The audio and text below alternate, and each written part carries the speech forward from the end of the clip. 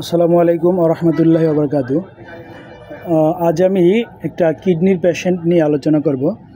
ভাইয়ের সমস্যা, আপনি তো অনেকগুলো রিপোর্ট আছে তাই না? রিপোর্টগুলো একটু দেখান তো রিপোর্টগুলো।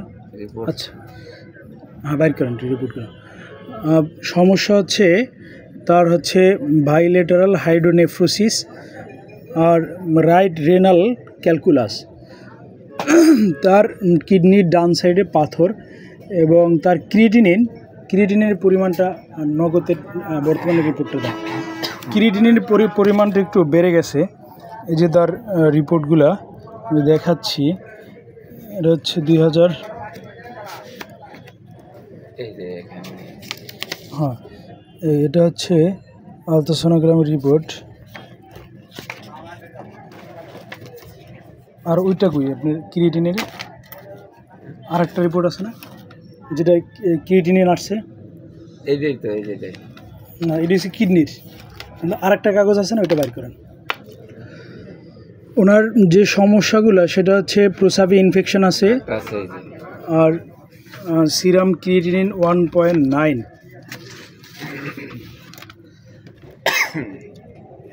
এটা হচ্ছে 1 পয়েন্ট। এটা হচ্ছে লাস্টের, কিন্তু আগেরটা কই? পরেরটা হ্যাঁ, একটু পরে আসেন, কাজ করতেছি তো। এই যে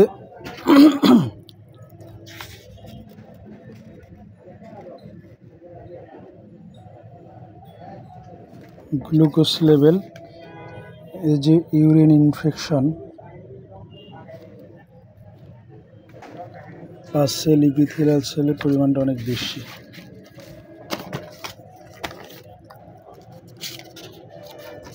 আমি আপনার যেটা খুঁজতেছি ওইটা কই?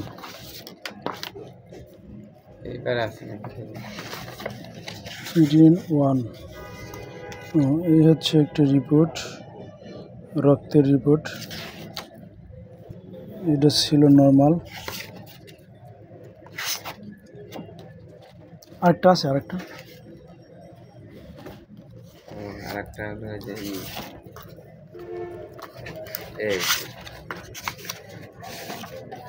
হ্যাঁ, ওইটাই খুঁজতেছি। এটা সে কিন্তু দীর্ঘ প্রায় আপনাকে 4 বছর ধরে এই সমস্যাগুলো ফিল করতেছেন, প্রায় 20-21 সাল থেকে। ক্রিয়েটিনিন এই যে ক্রিয়েটিনিন লেভেলটা তার আগে ছিল 1 পয়েন্ট, এখন 1.9, পরিমাণটা অনেক বেড়ে গেছে। তারপরে আপনার ইউরিন ইনফেকশন নিয়ে উনি দীর্ঘদিন যাবত ট্রিটমেন্ট নিচ্ছে। তারপরে এখানে সিস্টাইটিস ধরা পড়ছে, আর ওটা তো দেখাইলামই। এই হচ্ছে তার টোটাল সমস্যা। আমি তার টোটাল কেস টেকিং করছি, আমি আমার কেস টেকিংটা একটু শেয়ার করতেছি। ওনার হচ্ছে প্রস্রাবে প্রচুর জ্বালা পোড়া এবং ফোটা ফোটা প্রস্রাব হয় লাস্টে, এবং 2 নালে প্রস্রাব হয় লাস্টে, 2 নালে প্রস্রাব যায়। আর আপনি আসছেন তো মৌচাক থেকে না? মৌচাক থেকে তহিদুল ভাই আপনাকে নিয়ে আসছে। আমার একটা আগে একটা পেশেন্ট, উনি নিয়ে আসছে। আর এর হচ্ছে শরীরে গরম বেশি, আপনার গরম বেশি, এবং গোসলে একটা অলসতা আছে, কিন্তু গোসল নিয়মিতই করেন। গোসল নিয়মিত করা দরকার, তাই করেন, কিন্তু অনেক সময় গোসল করতে ভালো লাগে না। আর হচ্ছে মনে হয় মাঝে মাঝে পিছনে কেউ আসে বা আসতেছে এরকম। আর আপনার রাগ অনেক কম, সহজে কারোর সাথে কোনো রাগারাগি করেন না। মানুষ আপনার বোকাবাজি করলেও আপনি হাসি মুখে করেন। আচ্ছা, আর পিপাসা কম, আর আগে টাইফয়েড হয়েছিল, আর ফ্যামিলিতে লিভার সিরোসিস এবং কিডনির সমস্যা ছিল। আর এই স্বপ্ন দেখে কেউ মারামারি করছে, এবং স্বপ্নে আপনি অনেক কিছু খান, এবং সকালবেলা ঘুম থেকে ওটা অস্বস্তি লাগে, খারাপ লাগে। এই হচ্ছে তার টোটাল কেস হিস্ট্রি। এই কেস টেকিংয়ের আলোকে আমি তাকে ওষুধ প্রেসক্রিপশন করতেছি। আর হচ্ছে তার প্রস্রাবের লাস্টে জ্বালা পোড়া, লাস্টে আপনার জলে, এবং আপনি বলছেন কিডনির পয়েন্টে আপনার ব্যথা হয়। কোন জায়গায় দেখেন তো?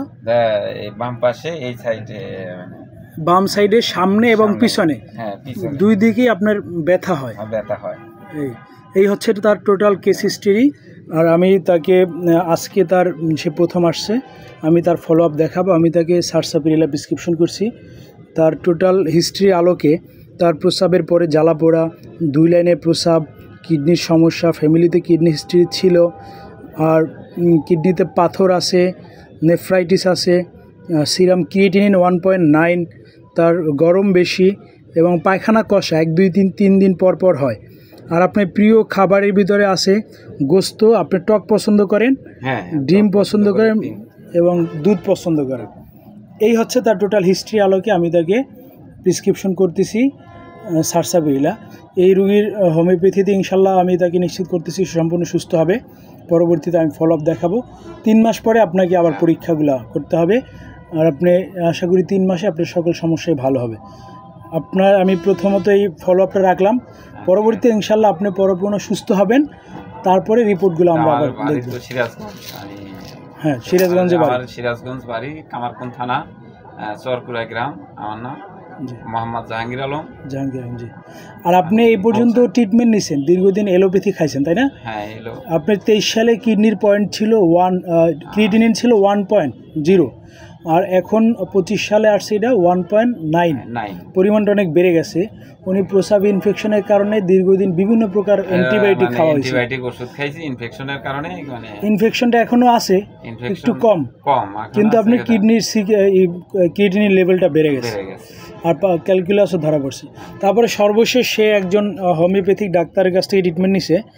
এই হোমিওপ্যাথিক ডাক্তার তাকে এই ওষুধ দিছে, দেখেন কেন্ট 9, এই হোমিওপ্যাথিক প্রেসক্রিপশন। তারপরে এই যে 2টা বড়ি দিছে। আর ডাক্তার আপনাকে কি বলছে? এটা খাইলে পাথরটা যে কোনো সময় পায়খানার রাস্তা দিয়ে বের হয়ে যাবে, এটা বলছে। হ্যাঁ, পাথর তো আসলে পায়খানার রাস্তা দিয়ে বের হয় না, প্রস্রাবের রাস্তাটাও বের হতে পারে, পায়খানার রাস্তাটা বের হয়। আচ্ছা, যাক, আমাদের হোমিওপ্যাথিক ডাক্তারদের এই যে অবস্থা, এই যে তারা বিভিন্ন প্যাটার্ন দিয়ে যে ট্রিটমেন্টগুলো করে, এর মাধ্যমে আমাদের পজিটিভের চেয়ে নেগেটিভই বেশি। এটা কিন্তু সে 2 মাস ধরে খাচ্ছে, কিন্তু তেমন কোনো ইমপ্রুভমেন্ট হয় না। তার ব্যথা আছে, ব্যথা তো কমে না, কমছে না, ব্যথা কম ছিল, এখন এই 2-3 দিন আবার হয়েছে। আচ্ছা, আমাদের এই যে ক্যান্ট 9, এই যে কম্বিনেশন ওষুধগুলো দেওয়া হয়, এটা লেখা আছে কি যে কিডনি ব্লাডার ডিজিজ, এই যে রোগের নামে, অঙ্গর নামে ওষুধ। এটা কিন্তু প্রকৃত হোমিওপ্যাথি না। ক্লাসিক্যাল হোমিওপ্যাথি এরকম রোগের নামে কম্বিনেশন কোনো ওষুধ হয় না। আমরা টোটাল সিমটমের আলোকে ওষুধ দিই, এবং সেই ওষুধ যদি রুগী নিয়মিত খায়, রুগী সুস্থ হয়ে যায়। আমি আপনাকে ক্লাসিক্যাল একটা ভালো মানের ট্রিটমেন্ট দিচ্ছি। আমি আপনাকে কোনো এই ধরনের সিরাপ বা এই ধরনের রেডিমেড কোনো ওষুধ দিচ্ছি না, আমার কথা বুঝছেন? যেটা তহিদুল ভাইকে যেমনভাবে ওষুধ দিছি, আপনাকে সেইভাবে ওষুধ দিতে। সবার কাছে শেয়ার করব যে আমি এই ওষুধটা খাই, হোমিওতে আমি সুস্থ আছি ইনশাল্লাহ। আমার ধারা যেন আরও সব জানি এইভাবে হোমিওপ্যাথির প্রতি আগ্রহ থাকে। আচ্ছা, আপনাকে আন্তরিক ধন্যবাদ। ভাইয়ের মন মানসিকতা অনেক ভালো এবং রাগও অনেক কম। আচ্ছা, ইনশাল্লাহ আপনি সুস্থ হয়ে যাবেন। হ্যাঁ, ইনশাল্লাহ, এটাই।